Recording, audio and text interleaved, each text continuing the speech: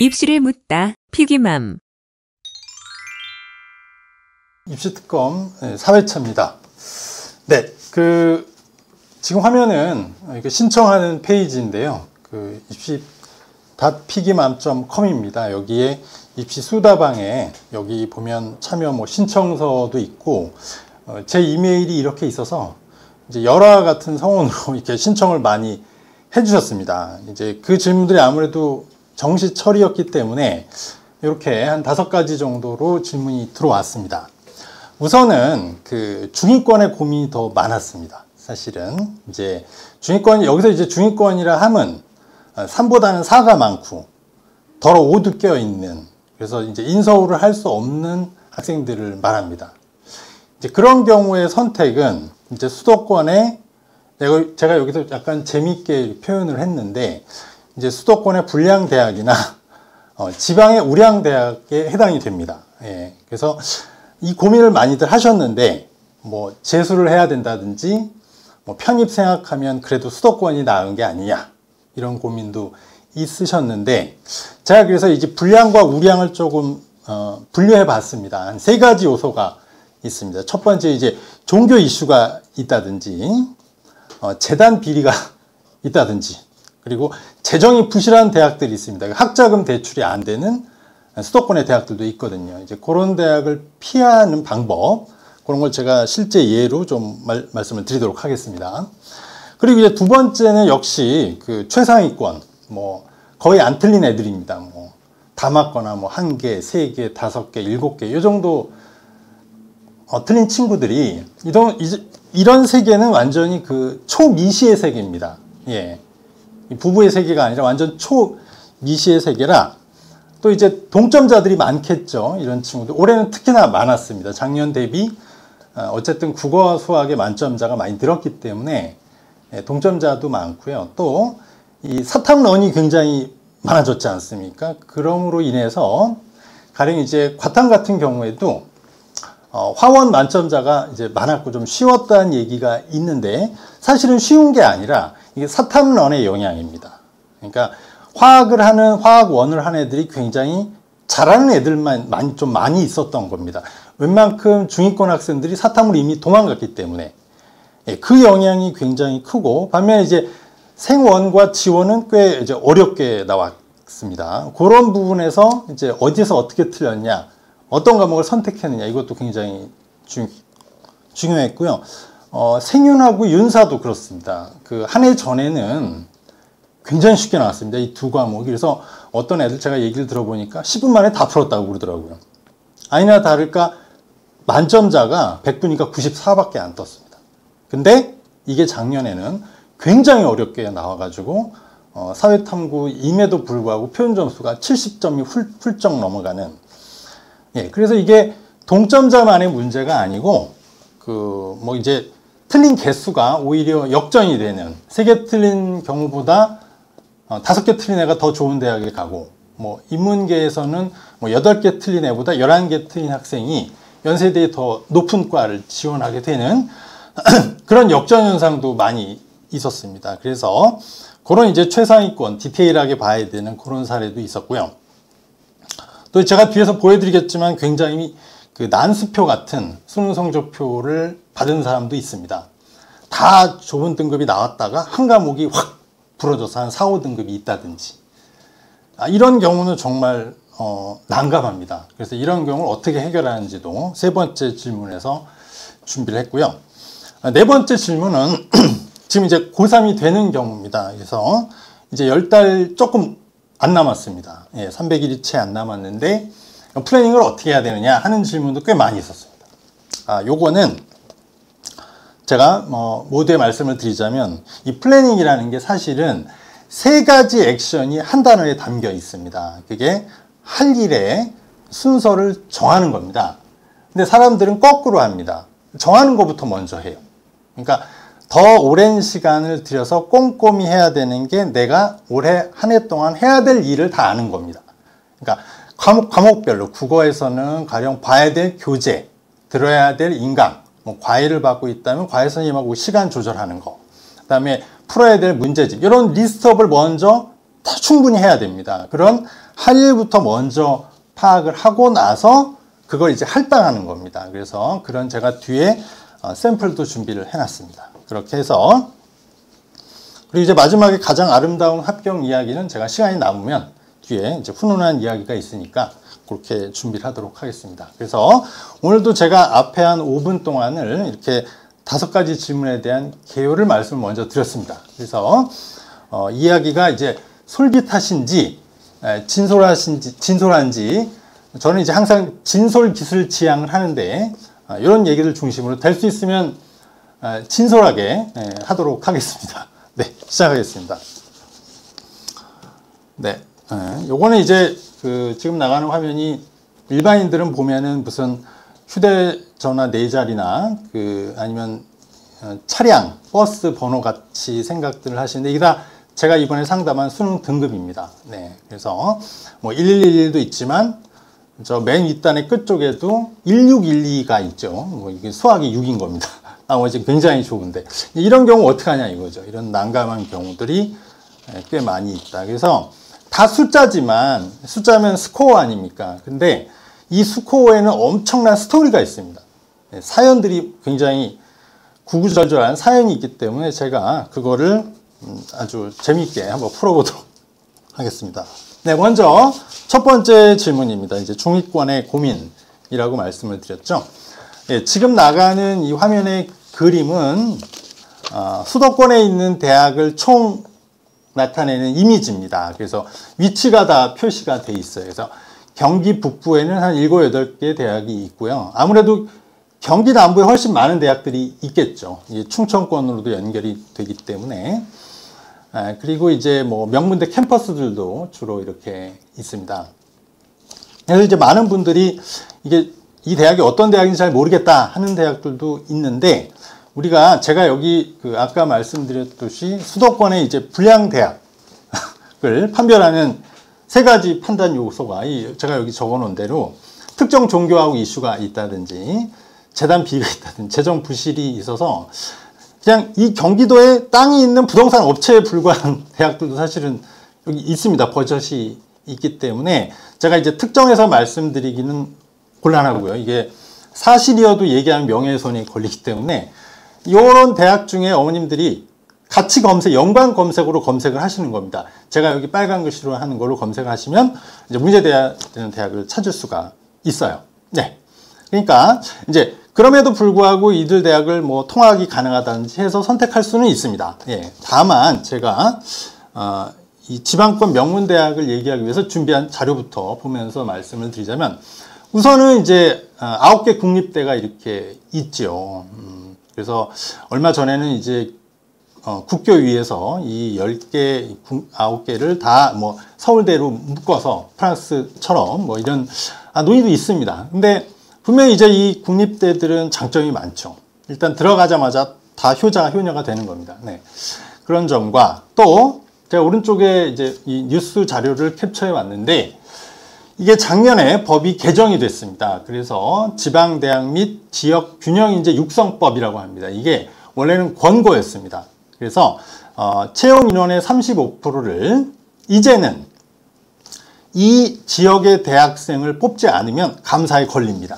그러니까 100명을 뽑으려면 35명을 의무적으로 뽑아야 됩니다. 꼭 여기 있는 이 국립대만 해당되는 게 아닙니다. 사립대학도 포함이 됩니다. 그래서 사실 수도권의 불량 대학보다 우량한 지방의 사립대학들이 많이 있습니다. 네.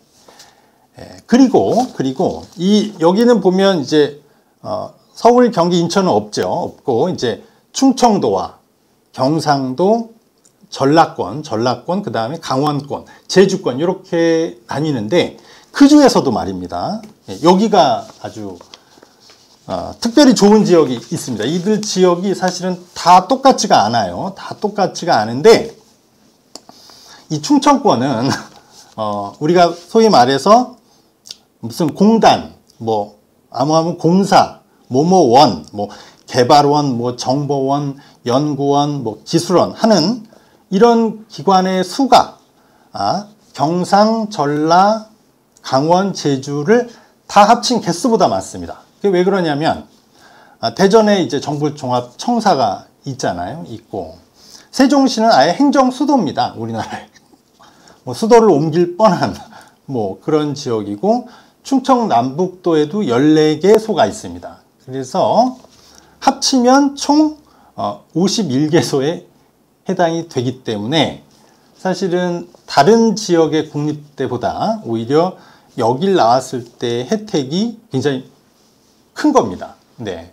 이런 부분을 고려해서 이제 수도권에도 물론 우량한 대학도 있습니다만 수도권에 아주 제가 얘기한 그 세 가지 키워드에 걸리는 부실대학을 선택할 바에는 여기 있는 국립대나 아니면 국립이 아니어도 이 각 도시별로 뭐 대구에도 있고요, 뭐 춘천에도 있고 대전에도 명문 사립대학이 있습니다. 대학의 꼴을 갖추고 대학의 전공도 많아서 인문계, 자연계, 예체능, 사범까지 있는 큰 대형 대학들이 많이 있거든요. 근데 수도권에 있는 대학은 약간 거의 전문대 수준이거나 뭐 고등학교 수준의 약간 소규모 대학들도 사실 여럿이 있습니다. 그런 거는 뭐 복수 전공이나 부전공을 하려고 해도 하고 싶은 전공이 없는 거예요. 이제 그런 부분까지 고려하고 나중에 여기에 이제 취업할 때를 고려한다면 우리가 그냥 무턱대고 수도권의 대학만 찾을 일은 아닌 것 같아서 제가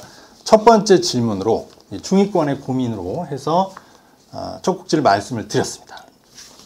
네, 이제 여기 것들은 다 다운로드가 되니까요. 구체적인 업체명이나 대학명도 다 확인하시면서 검색을 하시면 될 것 같아요. 자, 두 번째 질문입니다. 이제 어김없이 또 최상위권 얘기를 하지 않을 수가 없습니다. 오늘은 제가 처음에 중위권 얘기를 했지만 두 번째는 아까 말씀을 대략 드렸듯이 이 초미시의 세계입니다. 여기는 틀린 개수만이 아니라 어떤 과목을 선택했느냐, 그다음에 동점자가 얼마나 있느냐, 뭐 이런 것까지 다 따져봐야 되는 초미시의 세계를 지금부터 말씀을 드리겠습니다. 네. 예, 그래서 이제 아까 이제 동점자 얘기를 했으니까 먼저 그 화면부터 바로 보여드리도록 하겠습니다. 이거는 그 서울시 진협에서 만든 이미지인데 이게 뭐냐면 이제 작년 대비 올해 동점자가 많았다는 걸 이미지로 볼 수 있는 자료예요. 그래서 이거는 이제 상위 1%의 애들 얘기입니다. 1%라고 해도 수험생이 40만이기 때문에요. 4천 명이 넘는 겁니다. 작년 1%도 4천 몇백 명이고 올해 1%도 4천 몇백 명입니다. 똑같은 인원이 작년에는 8칸에 나눠져 있었던 겁니다. 국어를 이제 상위 1% 애들이 4천 몇백 명이 8칸이니까 한 칸당, 한 점수당 거의 이제 500명씩 이렇게 분산이 돼 있었다면 올해는 만점자 인원이 1050명이 나왔으니까 139가 1050명이고 나머지 3000 몇백 명은 137에 다 들어가 있는 겁니다. 국어일 경우에 그렇고요. 수학도 마찬가지입니다. 작년에는 5칸에 나눠져 있었는데 올해는 달랑 3칸. 네, 그러니까 140에 한 1500명이 있는 거고요. 만점자는 평가원에서 공개를 했습니다. 그래서 1500명, 나머지 한 3000여 명이 거의 138입니다. 139는 거의 없기 때문에 수학에서 1점짜리는 거의 1점짜리는 없으니까 거의 138이 3000 몇백 명 이렇게 동점자가 많이 있었다는 걸 의미합니다. 더 구체적인 자료로 보면서 말씀을 드리겠습니다. 이것도 다 다운로드를 받으시면 혹시 화면이 좀 작으면 참고하시면 될 것 같아요. 작년 대비 올해 만점자 수가 이제 비교가 되죠. 작년에는 국어가 뭐 60명밖에 만점자가 없었는데 올해 이제 1055명.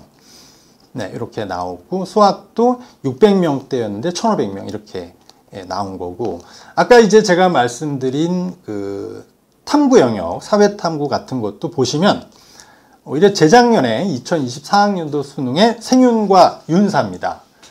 보면은 만점 인원이 4%, 그 다음에 윤사가 대박이죠. 만점 받은 학생이 11%가 2등급, 1등급이 아니라 만점이. 그러니까 최고 100분위가 100은커녕 98, 94가 뜬 거죠. 그러니까 이렇게 나왔으니까 당연히 올해는 어렵게 나올 거라고 예상은 했어요. 근데 예상을 모든 평가원의, 우리의 예측을 뛰어넘는 게 또 평가원의 능력이기 때문에 심지어 제가 이거 생윤을 작년에 똑같이 이렇게 봐서 다 맞은 애가 있었어요. 작년에는. 그래서 98, 94가 나와서 굉장히 억울해했죠. 이 다 맞았는데 50점, 50점을 맞았는데 백분위가 이거밖에 안 떠서 그것 때문에 사실 재수를 거의 하게 됐는데 올해 이제 수업을 들으면서 생활과 유리 선생님이 야 이런 건 안 나와 하는 것까지 나왔습니다 이번에. 그래서 걔가 두 개씩 틀렸는데 두 개씩 생윤도 2개 틀리고 윤사도 2개 틀렸음에도 불구하고 백분위가 둘 다 99, 99예요. 그런 경우가 있었습니다. 네. 그리고 이제 과탐 같은 경우는 보시자면 이렇게 화학, 생명, 지구과학이 굉장히 이슈가 됐습니다. 이번에 화원은 이제 1등급이 50점입니다. 다 맞아야 1등급인데 이게 그래서 요거만 보면 이제 오해하실 수가 있다는 거죠. 이거 화학원이 쉽게 나왔구나. 그렇지 않습니다. 이제 적정하게 나왔는데 보는 애들이 잘 본 거예요. 워낙 상위권들이 화학원을 많이 응시했고 요즘에 애들이 물리보다 화원을 더 안 합니다. 그러니까 화원을 하는 애들은 진짜 진성 범생들입니다. 성적이 좋은 애들이에요. 그래가지고 그렇게 나왔고 반면에 이제 생명하고 지구과학은 꽤 어렵게 출제가 됐기 때문에 여기서 몇 개를 틀렸어도 오히려 화원 다 맞은 애보다 더 유리해지는 그런 경우가 올해도 벌어졌습니다. 제가 그거를 딱 준비했습니다. 바로 그런 사례가 눈앞에 펼쳐지고 있습니다. 이 성적을 보면 와 쉽습니다. 뭐 거의 다 100이 막 있고 90대 훌쩍 넘습니다. 그런데 틀린 개수로만 치자면요. 위에 학생이 3개밖에 안 틀린 겁니다. 왜냐하면 이 친구는 그 3개 중에 틀린 거 2개가 수학입니다. 자연계에서는 특히 의대에서도 수학 비중이 큰데 거기서 2개를 틀렸고요. 이 친구가 그 문제의 화원 응시자입니다. 화원 다 맞았습니다. 그런데 백분위가 97밖에 안 되고 네. 지구과학 1개 틀렸습니다. 그래서 백분위 99, 이렇게 그러니까 3개 틀렸는데 문제가 이 친구는 이제 자연계에서 비중이 큰 수학에서 그 2개를 다 틀렸고 과탐도 굉장히 우수했지만 화원이기 때문에 높지 않은 백분위를 받았기 때문에 이 친구는 이제 의대를 물론 쓸 수 있습니다. 3개 틀렸기 때문에 의대에 충분히 가는데 가군에서 우리가 소위 말해서 빅5 의대라고 하는 의대 바깥의 의대를 그래서 가군의 인하대 의대, 나군의 중앙대의학과 정도를 쓸 수가 있고요. 아래 학생을 보면 국영수가 다 맞은 겁니다. 그러니까 국어 지금 139가 만점인데 139로 찍혀 있죠. 수학은 140이 만점이었습니다. 140 받았습니다. 그러니까 얘는 국영수를 다 맞고 과탐을 화원이 아닌 얘는 작년에 제일 어렵게 출제된 생원과 지원을 한 겁니다. 거기서 각각 3개와 2개를 틀렸습니다.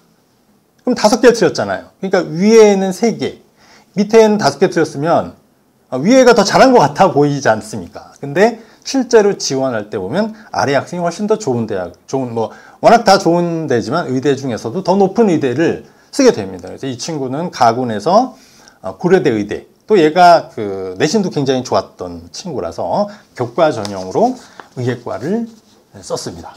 그리고 나군에서도 뭐 좋은 데를 쓰는. 그러니까 어떻게 보면 이건 동점이 아니라 역전이 일어난 거죠.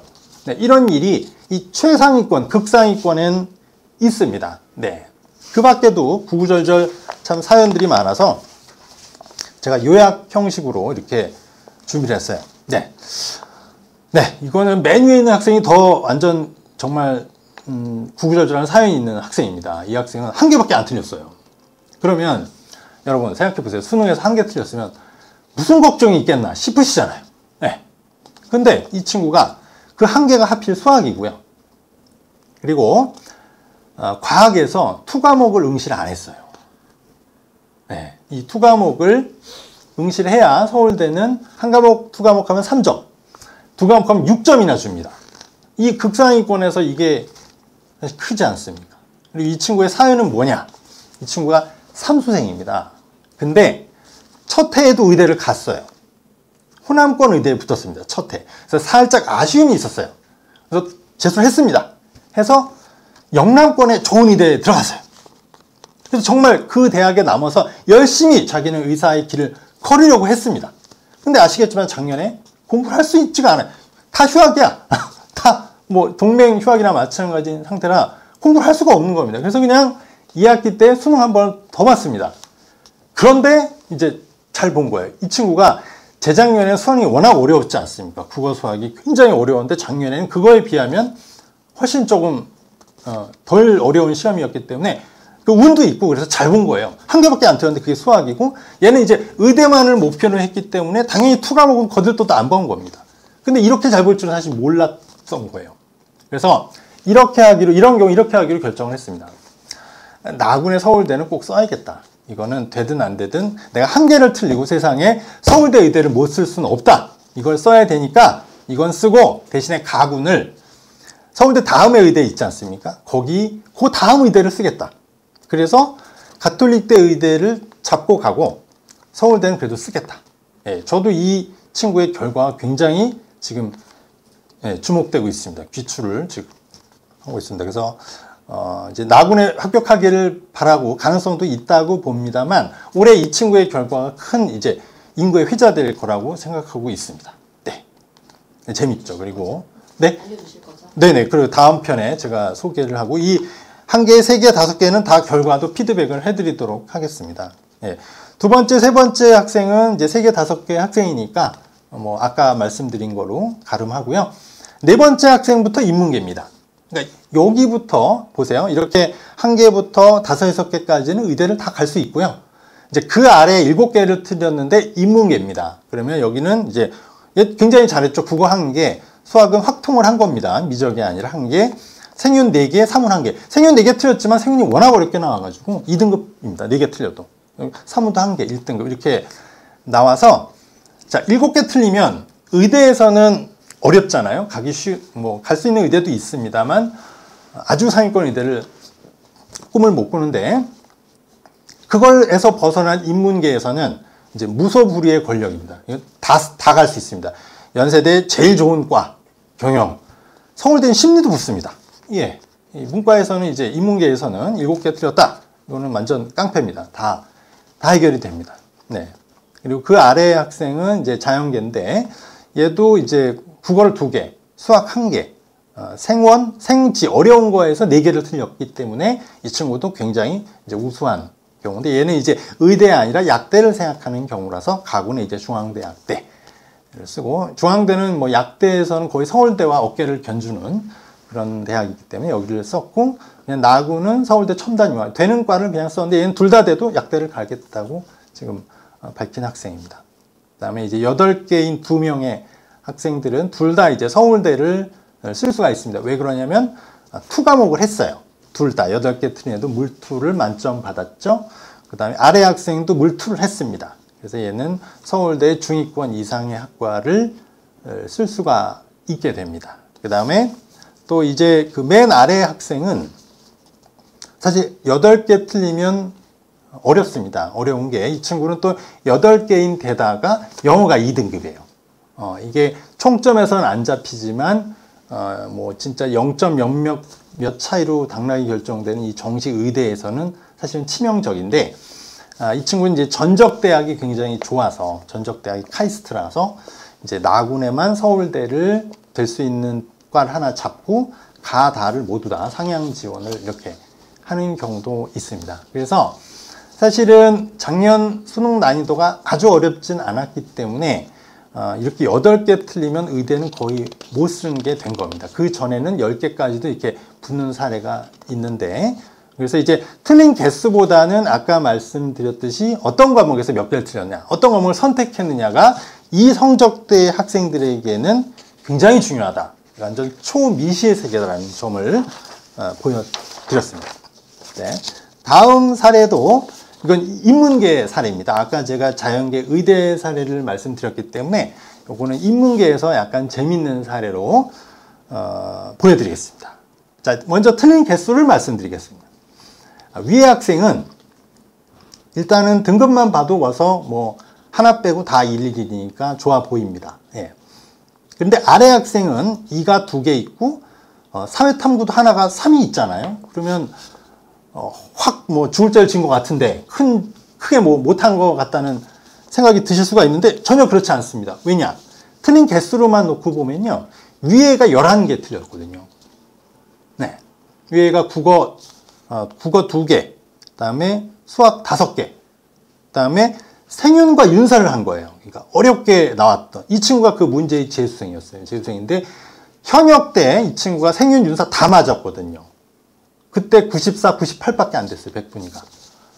그래서 이제 재수할 때는 선생님께서 이 생윤에 공부를 하면서 이거 안 나와. 이런 건 안 나오니까 거기서 나왔어요. 그래서 2개씩 틀렸는데도 워낙에 어렵게 출제가 됐기 때문에 99, 99가 떠가지고 탐구 덕에 이 친구는 또 연세대학교가 재작년 대비 작년에 탐구의 비중을 올렸어요. 그러니까 올린 데서 잘하고 또 국어를 올리고 수학을 낮췄는데 딱 그렇게 맞게 성적이 나와서 수학은 거의 3에 가까운 2잖아요. 지금 100분위가 90의 2등급이기 때문에 거의 3에 가까운 2등급임에도 불구하고 연세대에는 환산 점수로 708이 뜹니다. 이게 아래 학생하고 한번 비교를 해보시면 아래 학생의 연세대 환산 점수는 698이니까 무려 10점 차이가 나요. 네. 굉장히 크게 나옵니다. 틀린 개수는 오히려 아래 학생이 적은데 아래 학생은 국어도 위에 학생보다 한 문제를 덜 틀렸고 수학도 한 문제를 덜 틀렸습니다. 그런데 이제 정치와 법을 다 맞았는데 그게 만점자가 있어서 100분이 99고 사회문화가 좀 쉽게 출제가 됐거든요. 여기서 3개를 틀렸어요. 그랬더니 틀린 개수로만 치면은 아래 학생은 8개밖에 안 되는데 그리고 또 이 친구가 보이지 않는 감점이 바로 영어죠. 영어가 2예요. 위에 학생은 영어가 1이고 턱걸이지만 1을 했고 아래 학생은 2등급을 연 2가 됨으로 인해서 연세대학교는 영어의 2등급 감점이 마이너스 5나 됩니다. 그러니까 위에 학생 708과 아래 학생의 연세대학교 698의 절반 정도가 거의 영어로 인해서 벌어진 점수예요. 그래서 아래 학생도 연세대를 쓰긴 썼습니다. 근데 소위 우리가 말하는 그 불중노독이라고 불어 중국어 노 독일어 이렇게 좀 인문 계열 중에서 좀 낮은 학과를 써서 붙을 수 있는 점수고 위에 학생은 경영학과도 붙을 수 있는 10점 차이가 나거든요. 연세대 환산 점수로 나면. 그래서 원래 이 극상위권의 경우에는 사실 별로 차이가 나지 않은데 이거를 역가는 느리듯이 쭉 늘립니다. 변별력을 위해서. 이 환산 점수의 식이 그런 과정으로 나타나기 때문에 이렇게 초미세한 차이가 큰 차이로 벌어진다. 그거를 이제 보여드리는 예로 제가 딱 적절한 예가 있어가지고 2개를 준비를 했습니다. 네, 그래서 그 밖에 이제 사례들도 뭐 8개, 9개, 10개, 11개 다 뭐 사실은 굉장한 상위권입니다. 못 가도 다 스카이가 웬만하면 잡히는 그런 친구들의 사례를 제가 실제 지원대학 가나다군과 틀린 개수를 다 조사해가지고 이렇게 놨으니까 이거를 보시면 뭐 다 구구절절 사연이 있습니다. 뭐 재수생도 있고 현역도 있고 이게 다 숫자의 향연이지만 엄청난 스토리가 있는 그런 경우라 저한테는 이게 다 정말 구구절절한 사연으로 다가옵니다. 그래서 이런 이제 최상위권의 세계는 정말 이 틀린 개수로만 얘기할 수 없고 그 환산 점수까지 봐서 이렇게 결정이 된다라는 점을 참고하셨으면 좋겠습니다. 네, 그래서 이런 사례 참고하시고요.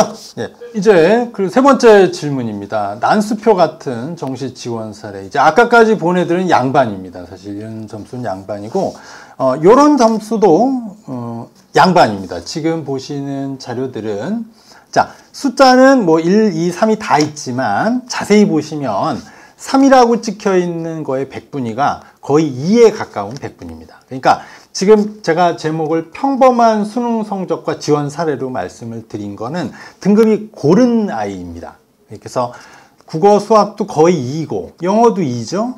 탐구도 2개가 1, 2가 찍혔지만 거의 2입니다. 그러니까 거의 2인 친구들은 우리나라에서 이제 중경외시를 보통 갑니다. 근데 이 친구는 약간 낮은 2에 해당이 되기 때문에 우선 외대를 2곳을 이 친구가 이제 중국에 좀 살다 왔습니다. 그래서 이제 중국어를 하고 싶고 외대를 가고 싶어 하는 학생이라 가군과 나군 모두 외대를 썼습니다. 이 가군의 중국 언어 문화학부는 적정이고요. 스칸디나비아어는 조금 안전입니다. 그래서 2개를 써서 혹시 가군에 안 되면 나군이라도 붙어서 중국을 복수 정복하겠다. 뭐 이런 차원에서 썼고, 다군의 홍익대 경영도 적정 안전인데 이 친구가 이제 재유생 상황이라서 다군을 뭐 중앙대나 이렇게 상향 지원은 어려웠고요. 그래서 이제 하여튼 중경외시 라인이라고 보시면 됩니다. 중경외시 라인은 올 2등급 정도이기 때문에 오른쪽 학생도 오른쪽 학생은 사실은 자연계 학생이죠. 왼쪽 학생은 인문계고 오른쪽 학생은 자연계입니다. 미적분과 생원 지원을 했는데 이 친구는 원래 성향 자체가 약간 문과 쪽을 하고 싶었던 경우라 가고, 그리고 얘가 엄밀하게 보면 국어가 수학보다 좀 더 잘했죠. 백분위가 92고 수학이 90입니다. 그래서 시립대는 상경계열, 그 다음에 경희대는 경제학과, 다음에 나구는 건축, 다구는 중앙대 창의 ICT 공대. 그래서 이 친구가 지금 현재 제일 바라는 대학은 경희대 경제학과. 그래서 이 친구나 다 2등급 라인이라고 보시면 됩니다. 이런 성적이 되게 평범한 성적이었고요. 지금부터는 아주 깜짝 놀랄 성적들을 지금부터 하나씩 보겠습니다. 네. 좋습니다. 국수형 좋아요. 2등급 100분위도 94, 92, 2등급 좋은데 탐구도 하나 괜찮은데 하나가 부러졌습니다. 하나가 이제 5등급이 되면 1등급하고 5등급 평균을 내면 3이 됩니다. 예, 여기서부터 이제 어려워지는 거예요. 그러면 일단 중경외시가 어렵습니다. 요렇게 나오면. 그래서 이제 잘 찾아보면, 이제 크게 보면 이걸 이제 경영학의 분야로 보기도 하면 스포츠 경영에 해당된다고 할 수 있어요. 매니지먼트. 요즘에 워낙 그 한국에 있는 선수들도 외국에 해외 스포츠 시장에 많이 나가고 또 들어오기도 하기 때문에 그 매니지먼트라고 보시면 됩니다. 이 학과는 다행히 탐구 과목을 2개를 안 보고 하나만 봅니다. 그러니까 이 친구의 100분위는 94, 92, 2, 사회문학 95가 해당이 돼서 한양대 스포츠산업학과의 평균 성적 정도가 됩니다. 예. 근데 나군도 불안하고 다군도 불안합니다. 네. 이렇게 탐구 영역을 2개를 다 보기 때문에. 예. 하지만 이제 가군에서 충분히 승산이 있고 해볼만 하다는 판단에 이렇게 지원을 할 수 있는 방법이 있고, 이 학생은 더 놀라운 성적입니다. 네. 나머지는 정말 빠지지 않고 좋은데, 어디 하나 빠지지 않는데, 이 수학이 완전히 이제, 벌어진 거죠. 근데 이 친구가 장래 희망이 연출, 영화 연출, 뭐 이런 쪽이고, 극작가, 이런 쪽에 관심이 많아서 국어가 굉장히 잘하지 않습니까? 99니까 국어 이 친구 한 개밖에 안 틀린 겁니다. 139가 만점인데, 136을 받은, 언어 천재인 거죠. 언어 천재에 가까우니까 수학은 사실 못해도 죽을 죄를 진 건 아니지 않습니까? 나름대로 자기 길을 찾으면 됩니다. 그래서 이 친구가 나군의 우선 경희대 영화 연출은 실기가 없는 예체능인 거예요. 영화 연출인데 뭐 콘테 짜라, 뭐 작가 이런 글을 써라 이런 실기가 없습니다. 실기 없이 수능 100입니다. 게다가 수학을 안 써요. 그 다음에 탐구도 한 개만 반영을 해요. 그럼 정말 최적에 맞춰서 시험을 본 것 같을 정도로 봤습니다. 그래서 얘가 이성적으로 경희대 영화 연출은 최초합입니다. 아마 장학금 받을 겁니다. 왜냐하면 국어가 아주 높은, 국어를 반, 영어가 30, 탐구가 20 이렇게 50, 30, 20 이렇게 반영을 또 해요. 그러니까 이거 경희대는 떨어질 수가 없는 겁니다. 이게 최초합이 확정이 되니까 가구는 이제 수학을 반영하는 예체능인데 연극 영화인데 여기는 사실 수학 6 때문에 조금 어려울 겁니다. 하지만 나가 이제 최초합이 잡히는 입장에 가도 뭐 또 붙을 때를 쓰려고 치면은요 여대밖에는 쓸 수가 없습니다. 여대 중에 수학을 버릴 수 있는 뭐 그런 대학밖에는 쓸 수가 없어서 그냥 가군도 상향 지원을 하기로 했습니다.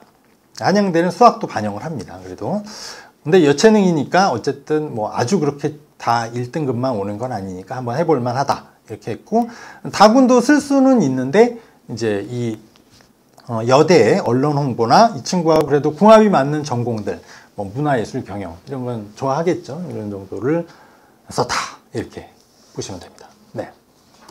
자, 다음 학생은요, 이 등급만 보면은 뭐 4도 보이고 3도 있고 뭐 그러니까 이거 그렇게 우수한 학생 같아 보이지 않는데 이걸 잘 봐야 됩니다. 이건 4232라고 보이죠? 보이는데 실제로는 31, 31로 읽을 수 있습니다.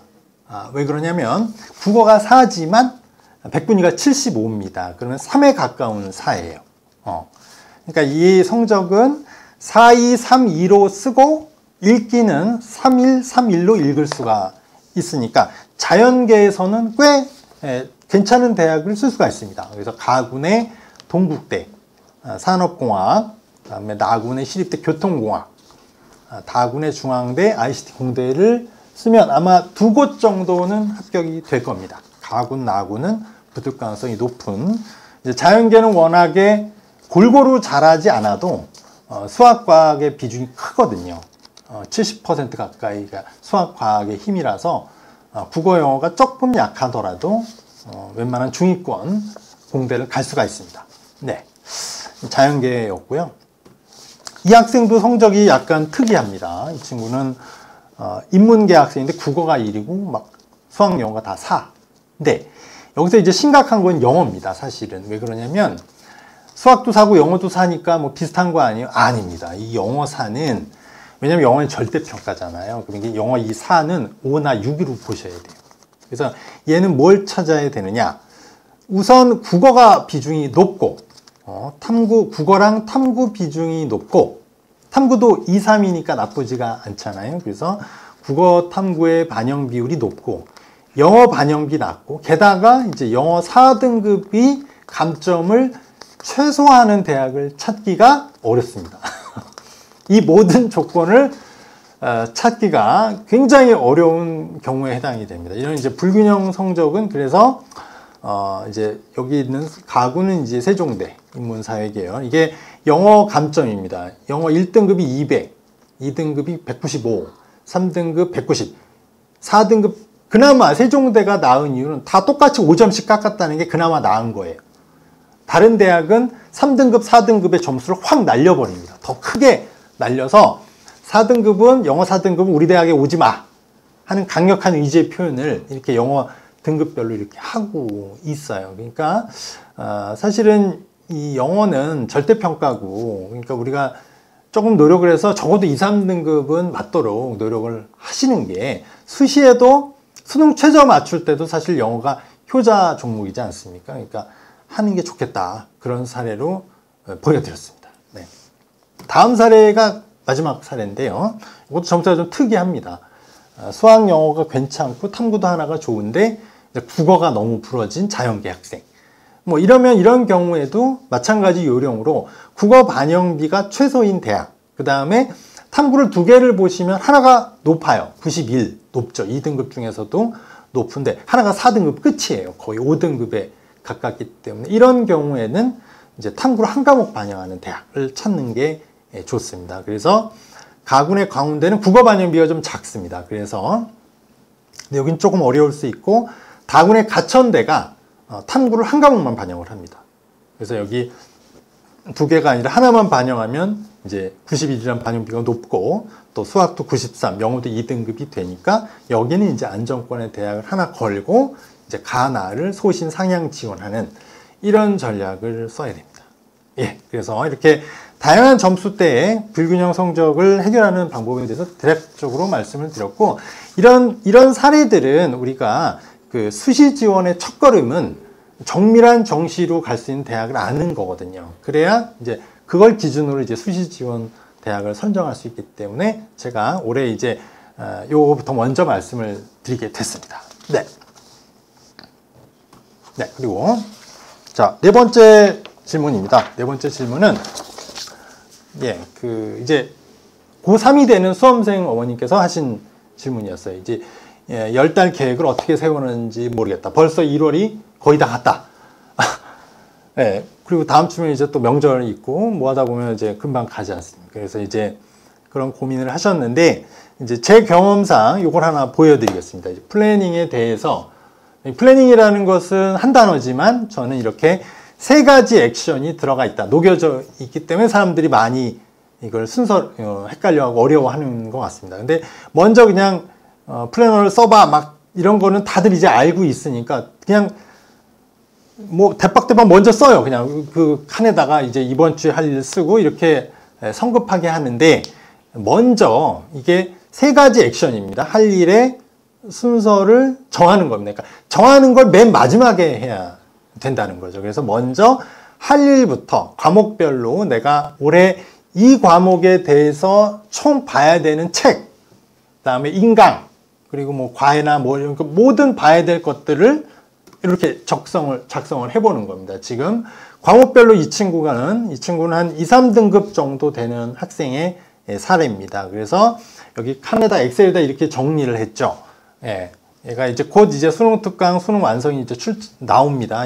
나오가 되니까 그런 것들하고 이 친구가 이제 본인의 수준에 맞는 책들을 다 리스트업을 한 겁니다. 그 다음에 들어야 되는 인강이나 기출문제 풀어야 되는 거. 그리고 이 친구는 또 상한학교 시험도 생각하는 경우라서 할 일에 이런 목록들을 쭉 씁니다. 수학도 마찬가지로 이런 교재들을 풀고 이 어삼시사는 어려운 3점, 쉬운 4점 그겁니다. 그래서 그거에 맞게끔 이 친구 수준이 돼 있는 2, 3등급 정도의 학생이기 때문에 그런 나름의 리스트업을 다 하고 자, 이게 여기에 시간을 충분히 써야 됩니다. 이거를 빨리 하고 빨리 플래너부터 쓰자.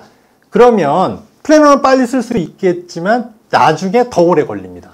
그러니까 이 과정을 충분한 시간을 투자해야 됩니다. 그래서 이 과정에서는 혼자만 하지 말고 과목별 자기가 이제 뭐 학원 다니는 학원이나 학교 선생님들도 계시잖아요. 자기를 좀 아는 선생님들이 계실 테니까 그분들의 조언도 구합니다.